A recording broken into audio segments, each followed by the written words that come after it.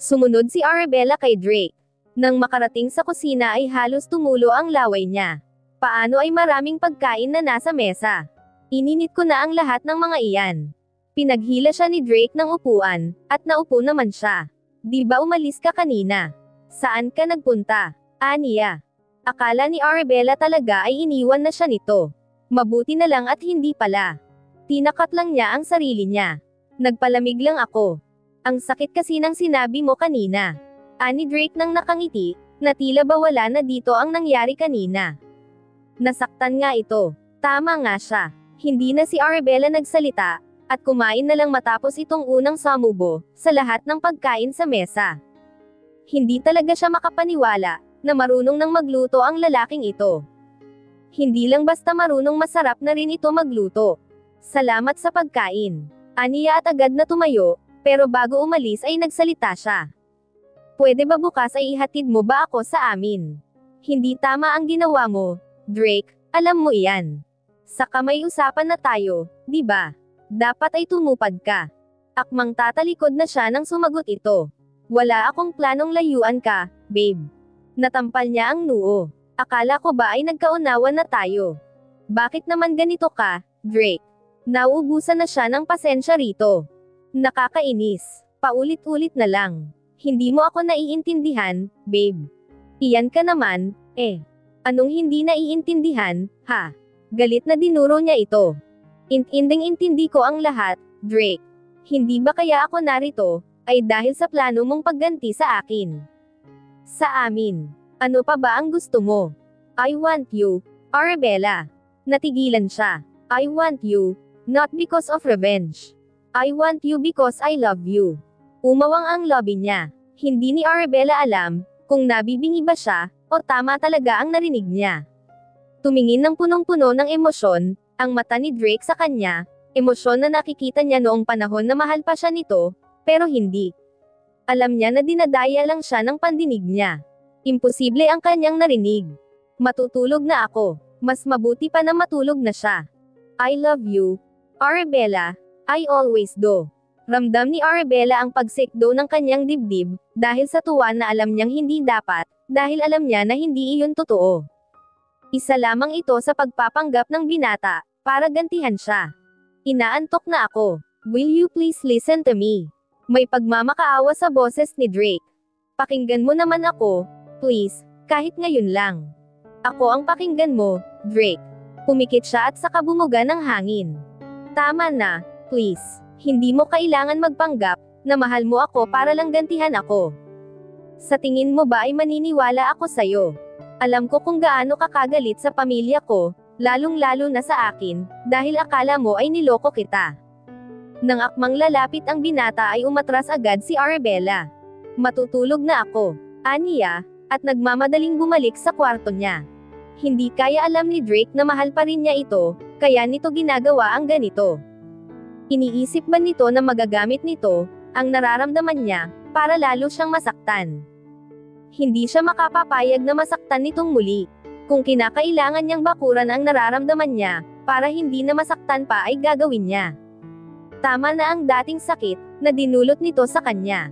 Hindi na siya papayag na maulit pa iyong muli. Humiga si Arabella, at pinilit ang sarili na matulog. Pero lintik naman. Alauna na ng madaling araw ay gising pa rin siya. Bumangon siya, at lumabas ng kwarto. Muntik pa siyang mapatili sa gulat, nang magkasalubong sila ni Drake, at magkabanggaan. Patay kasi ang ilaw sa buong kusina, at sala, kaya hindi niya nakita ang binata. Can't sleep, Drake's deep, and hoarse voice asked her.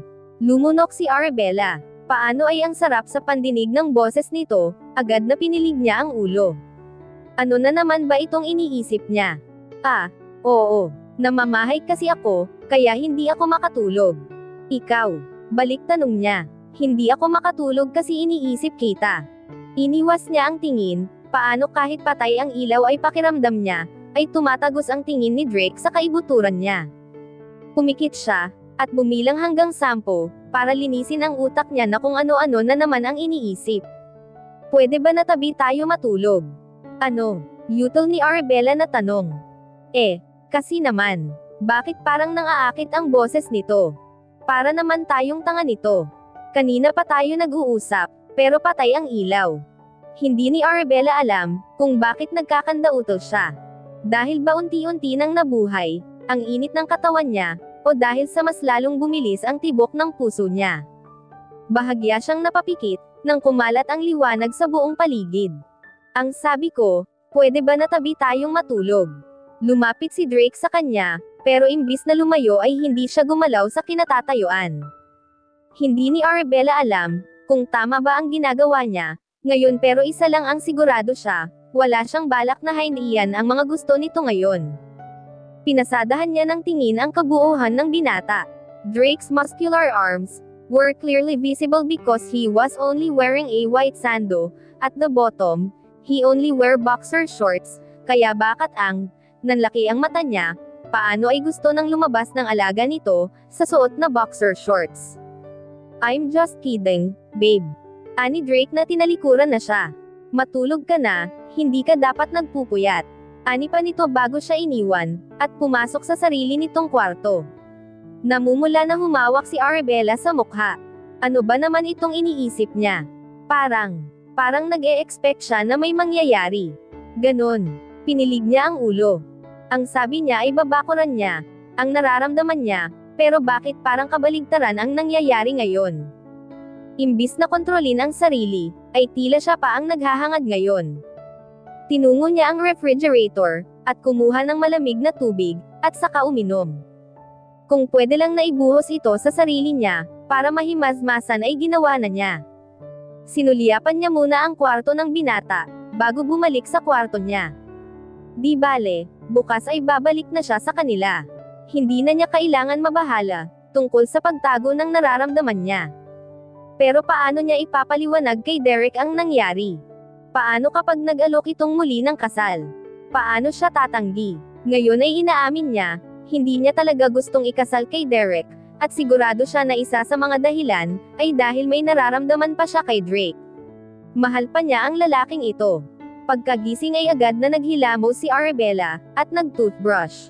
Kumpleto ang kagamitan sa loob ng banyo, may bagong toothbrush, bagong sabon, shampoo, towel, at mga damit na may kalakihan na alam niyang kay Drake lahat.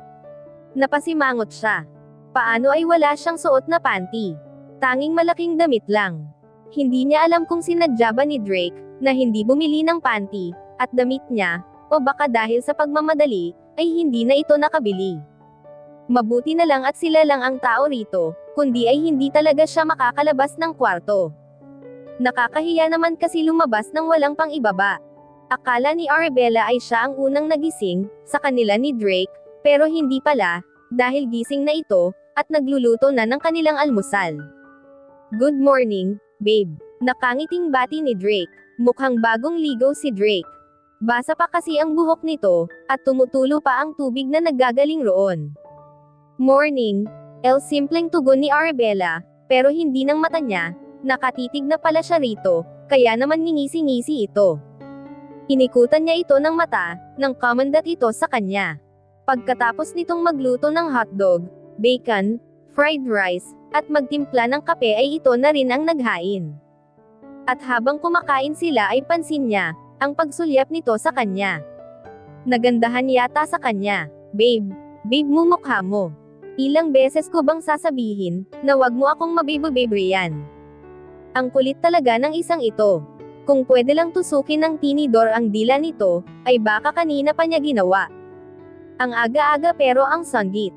Mahinang bulong ni Drake, pero umabot iyon sa pandinig niya. Nalukot ang mukha niya. Kung hindi mo ako dinukot, edi sana ay wala kang kasamang masungit ngayon. Ayos lang na sanggitin mo ako, babe. Kahit na habang buhay pa nga, Ngiting-ngiti na nagtaas baba pa ang kilay na sabi ni Drake. Hindi na si Arabella nagsalita, at kumain na lang. Maliligaw pa siya bago umalis. Drake, kapag nagpakita ka pa sa akin, pagkatapos nito, yari ka na talaga sa akin. Banta ni Arabella, pagkatapos uminom ng tubig. Hinimas nito ang baba. Nagpakita. Sandali, Magkasama tayo sa iisang bahay, kaya paanong hindi ako magpapakita sa'yo? Inikutan niya ito ng mata. Pagkahatid mo sa akin, ang ibig kong sabihin. Nanlaki ang mata ni Arabella, sa sunod na sinabi ni Drake. Wala akong naitandaan, na nagsabi akong ihahatid kita, babe. Saka bakit kita ihahatid? I kidnapped you, because I want you to be with me. Wala akong balak na palayain ka, and that's how selfish I am, when it comes to you. Drake, naman. Malakas na angle ni Arabella. Hindi naman pwede na gagawin mo na lang, kung ano ang gusto mo. Namumuo na naman ang galit niya para dito.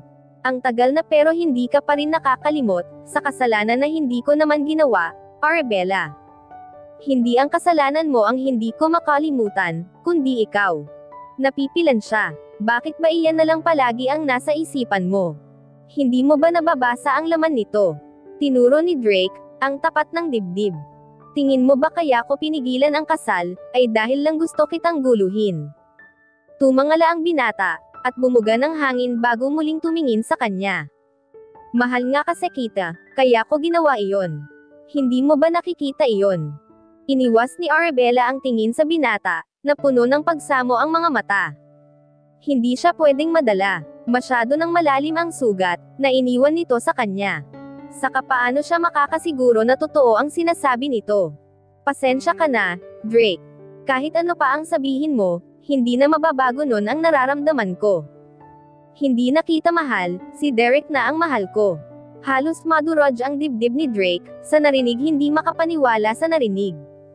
Marami nang nagbago, Drake. Alam mo naman iyon, di ba? Nang umalis ka, si Derek ang nariyan, para sa amin ng anak. I mean, para sa akin. Hindi niya ako iniwan, at hindi niya ako sinaktan. Pinigilan ni Arabella ang hindi maluha. Pero ikaw, paulit-ulit mo akong sinaktan, Drake. Kaya nga babawi ako. Hindi mo na kailangan bumawi pa, Drake. Huli na ang lahat. Sumeryoso ang mukha ng binata. Nasaktan mo ako sa part, nang sabihin mong hindi mo ako mahal, babe. Natigilan ang dalaga. Alam ko ang tingin mo sa akin, noong panahon na mahal mo pa ako. Ang mga tingin na iyon, nakikita ko pa rin sa mga mata mo. Gumuhit ang ngiti sa lobby ni Drake. Kaya gagawin ko ang lahat, para hindi mo napigilan ang nararamdaman mong iyan, para sa akin, babe. Ano ba ang sinasabi mo? Nahihibang ka na ba? Hindi na nga kita mahal. Todo tanggi na sabi ni Arabella. Si Derek na nga sabi ang mahal ko. Siya. Tinapat ni Drake ang daliri sa lobby niya, ang bilis na kalapit ng binata sa kanya. Hindi maganda na niloloko mo ang sarili mo, babe. Alam naman natin pareho, na ako ang mahal mo, at hindi ang lalaking iyon. Hindi na nga kita mahal. Then prove it to me. Tumingin sa lobby niya ng matiim si Drake, habang napapalunok. Tila pinipigilan nito ang sarili. Live with me for a month, babe. Kapag napatunayan kong mahal mo talaga ako, ay papakasalan mo ako, pero sa oras na napatunayan mo sa akin, na hindi mo ako mahal, ay ihahatid na kita pauwi sa inyo. Nilabanan ni Arabella, ang mapaghamon na tingin ni Drake. Sige, deal. Basta siguraduhin mo na tutupad ka sa usapan, Drake. Pareho silang napalunok, nang haplasan ng hinlalaki nito ang lobby niya. Ang init ng kamay ni Drake. Ang sarap sa pakiramdam. Kinagat ni Arabella ang loob ng bibig. Mukhang sinisimulan na nito, na patunayan na may nararamdaman pa siya rito, pues, kailangan niyang patunayan na wala, kahit mayroon naman talaga. Hindi siya magpapabuking kahit ano pa ang mangyari. Inatras niya ang ulo, nang bumaba ang ulo ni Drake para halikan siya. Oops, walang kiss, kasi hindi kita love. Aniya sabay takbo papasok ng kwarto niya. Tutulungan pa sana niya itong maghugas. Pero huwag na lang. Baka mamaya ay makita niya ang sarili, sa ilalim nito at umuungol. Ito na nga ang sinasabi niya. Hindi pa man talaga nagsisimula ang laban, ay mukhang matatalo na siya. Sumilip muna si Arabella sa labas ng kwarto. Dahan-dahan ang kilos na lumabas siya. Ayaw niyang magkasalubong sila ni Drake. Kung maaari lang na hindi si Arabella lumabas ng kwarto, ay ginawa na niya. Wala kasi siyang tiwala sa sarili niya, tama, sa sarili niya, at hindi kay Drake. Wala sa sala, o maging sa kusina si Drake nang sumilip siya. Marahil ay nagpapahangin na naman ito sa kung saan. Walang ibang mapaglibangan, kaya naisipan niya muna na maglakad-lakad. Hindi niya makita ang cellphone niya. Wala rin television man lang. Hindi lang pala basta kagubatan ang makikita sa paligid, marami ring iba't ibang klase ng bulaklak sa paligid, mga iba't ibang klase ng ibon. Hindi kaya marami ring wild animals sa lugar na ito. Kinikilabutan siya sa naisip, medyo malayo na siya sa pinanggalingan niya. Mas mabuti na bumalik na lang siya, kesa maka-encounter ng wild animals. Natigilan siya ng makarinig ng malakas na lagaslas ng tubig. Nang tanguin niya kung saan nagmumula ang ingay, ay halos mapanganga siya sa sobrang pagkamangha. May falls. Hindi lang ito basta falls. Tila isang paraiso ang paligid. Bukod sa naglalakihang bato, ay mayroon ding mga bulaklak sa paligid na halos kulay puti. Ang tubig ay malinaw, at malinis, nakikita na ang mga isda na naglalanguyan sa ilalim, maging ang bato, at buhangin sa ilalim ay kita rin. Gusto ni Arabella maligo, pero dahil shirt lang ang suot niya, ay wag na lang. Ayaw naman niyang maligo nang nakahubot-hubad. Baka mamaya ay may taong makakita sa kanya, nakakahiya. Malakas naman ang kutob ni Arabella, na private property ito ni Drake, pero mas maganda na iyong sigurado. Nagpunta na lang siya sa gilid, at saka inilubog ang binti, hanggang sa hindi na niya napigilan ang sarili, na umabant ang ending ay naligo na siya, at tuluyan ang naghubad. Pakiramdam niya ay isa siyang diyosa, sa gitna ng kagubatan. Ang lakas pala makaganda habang naliligo, sa ganito kagandang lugar. Isang tili ang kumawala sa lobby ni Arabella, nang may biglang yamakap mula sa kanyang likuran. Easy, babe. It's just me. Okay. Panay ang ilag ni Drake, dahil pinaghahampas niya ito sa taranta niya. Gago ka ba? Bakit ba nang gugulat ka? Pakiramdam ni Arabella, ay aatakihin siya sa sobrang gulat. Anong tinitingin-tingin mo? Nagkairap niyang tanong. Paano ay ang lagkit ng tingin ni Drake sa kanya? You're beautiful. Too beautiful, that's why I can't take my eyes on you. You look like a nymph, in the middle of the forest, babe. A nymph who can attract all men with her beauty, and her deadly venom. Tinakpan ni Arabella ng braso ang katawan. Nakahubad nga pala siya. Lumangoy siya palayo kay Drake. Masyado kasing mainit ang tingin nito. Nakakapaso. Pero ang lalaki sumusunod, saan man siya magpunta. Ano ba, Drake? Hindi ka ba titigil sa kasusunod? Sarap lunurin ng loko. Tatawa-tawa na inilapit ni Drake ang mukha sa kanya. Bakit? Natatakot ka? Nangunot ang kanyang noo. Anong natatakot? Bakit naman ako matatakot sa'yo? Drake crossed his arm in his chest and smirked. You're afraid, because you might can't control yourself, and give in because you love me. Hindi ni Arabella magawang sumagot, dahil alam niyang tama ito. Pero syempre hindi siya aamin.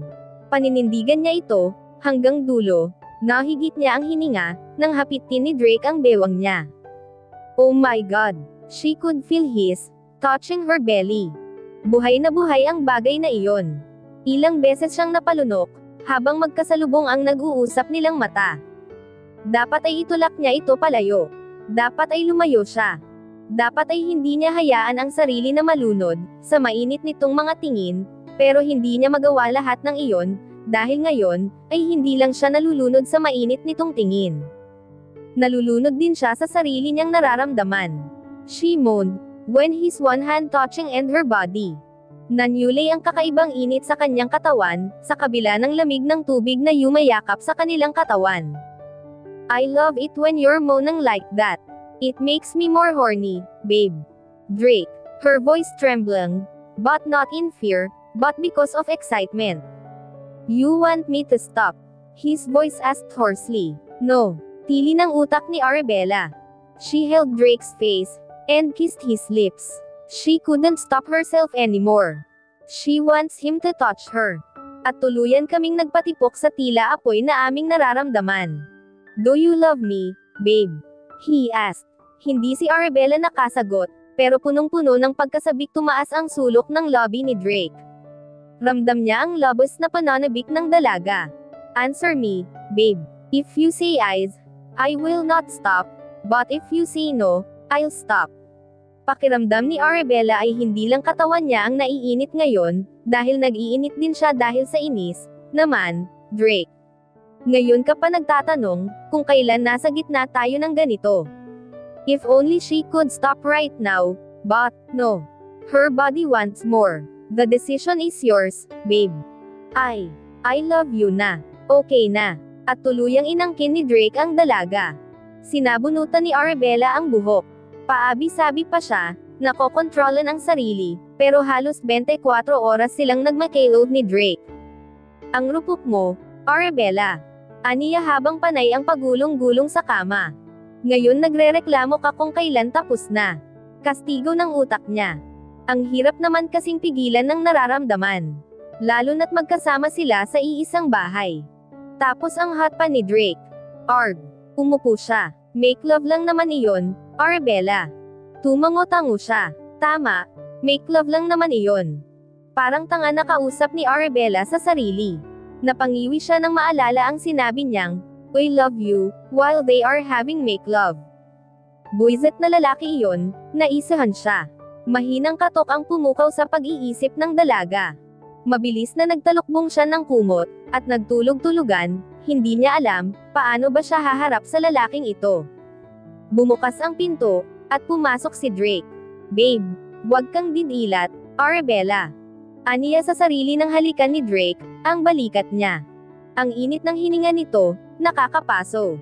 Ano na naman ba itong iniisip niya? Babe, we need to eat. Wala pang laman ang tiyan mo, maliban sa semilya ko. Leche, manahimik ka nga. Hindi nakatiis na umupo si Arabella, at tiningnan ito ng masama. Buisit, tulog ka nga pala dapat siya. Bakit kasi kailangan pa nitong ipaalala sa kanya? Talagang pinamukha pa na wala siyang ginawa, ng buong araw kundi ang umungol sa sarap. Yamakap si Drake sa bewang niya, at hinalikan ang kanyang leeg. Babe, ang sandit mo na naman. Naglilihi ka na agad. Drake, namumula ang pisngi na saway niya. Itikom mo iyang bibig mo, kung gusto mong makaulit. Kung gusto mong makasabay ako sa pagkain. Makaulit, really? Arabella, parang nakulangan ka pa, Wala nang bawian, ha? Kumikinang ang mata, na nakatingin sa kanya ngayon si Drake. Tila tuwang-tuwa ito, at hindi maitatanggi iyon sa mga mata nito. Nag-I love you, ka na sa akin, babe. Tanda mo pa, at tuwang-tuwa ka pa talaga. Pinanangkitan niya ito ng mata. You cornered me, remember? Pulang-pula ang mukha ni Arabella, nang maalala ang lahat ng nangyari. Tinuwanan lang siya nito. Huwag ka na magrason, babe. You said I love you. And that's the important.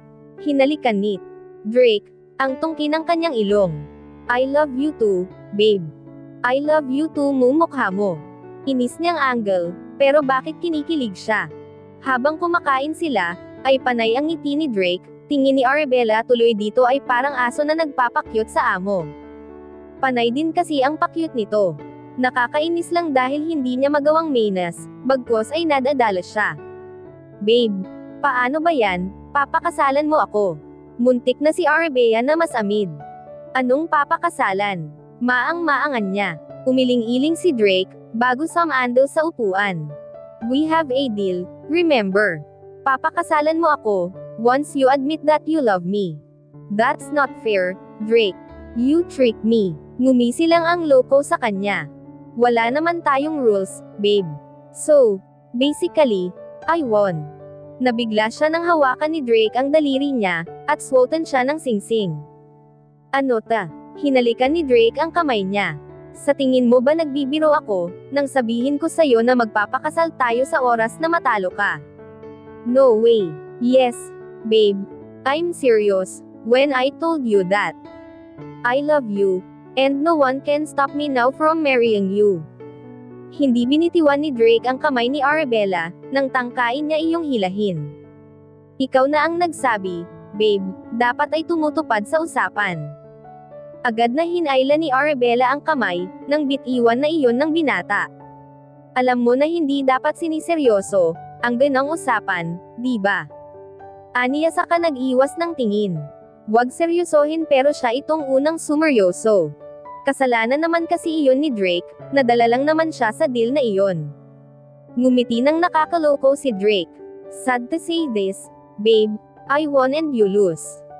Wala nang bawian, dahil iyon ang deal natin. Marry me, or I will take the most important person to you. Natigilan si Arabella. May nakakaloko mangiti sa lobby ng binata, ay ramdam niya ang pagbabante sa huli nitong sinabi. Most important person. Imposible naman na si Amon, ang tinutukoy nito. Hindi naman alam ni Drake, na buhay ang kanilang anak. Pero sino ang tinutukoy nito? Si Derek ba? Napasimangot siya. Layan ka na naman, Drake. Nagbabanta ka na naman. Hindi ka ba titigil sa kakaganyan mo? Di kung gusto mo pakasalan mo si Derek. Aniya sabay irap. I'll do everything, to have you back, babe. That's a promise. Anito sa seryosong tinig. Matapos kumain ay bumalik na si Arabella ng kwarto. Inaya siya ni Drake na mamasyal sa paligid, pero tumanggi siya. Gusto niyang mag-isa para makapag-isip. Tiningnan niya ang singsing, na isinuot ni Drake sa daliri niya, at saka bumuntong hininga. Mukhang hindi nga nagbibiro si Drake. Pero ano ang gagawin niya? Tumanggi, at panindigan na hindi niya ito mahal. O pumayag kasi mahal niya naman talaga ito. Pero ang hirap naman kasi. Paano kung masaktan lang siya? Hindi niya kayang masaktan na naman, at kay Drake pa ulit. Saka hindi biro ang pagpapakasal. Natatakot pa rin talaga siya. Paano kung ganti lang ang sinabi nitong mahal siya? Paano kung hindi iyon totoo? Hinawakan niya ang dibdib, nang makaramdam ng kirit dito. Ang hirap magdesisyon. Gusto na ng puso niya na maniwala, na mahal siya ng binata. Subalit may parte sa kanya na hindi naniniwala, at natatakot. Habang abala siya sa pagluluto, ay hindi mawala ang laman ng isipan niya, tungkol sa kanila ni Drake. Malambing na yamakap si Drake sa kanya, mula sa likuran, habang inaamoy ang buhok niya. Ang tagal kong pinangarap, na makasama ka ulit, ngayon nagkatotoo na. Paano ba niya sasabihin na wag itong aasa? Na hindi pa siya nakapagdesisyon. Baka kasi pagsisihan niya, alinman sa dalawa ang piliin niya. Magsisi na hindi ito pinakasalan, o magsisi dahil pinakasalan ito. Bumugan na lang siya ng hangin. I love you, babe. Ilang beses na ni Arabella narinig, ang salitang iyon sa lobby ni Drake, pero bakit natatakot siyang baka hindi iyon totoo? Nakakatakot na kasi na masaktan, baka hindi na niya magawang bumangon pa sa oras na mangyari iyon. At dito na po nagtatapos, ang ika-24 na kabanata ng ating kwento, at sanay muli niyo po akong samahan, sa mga susunod pang kabanata,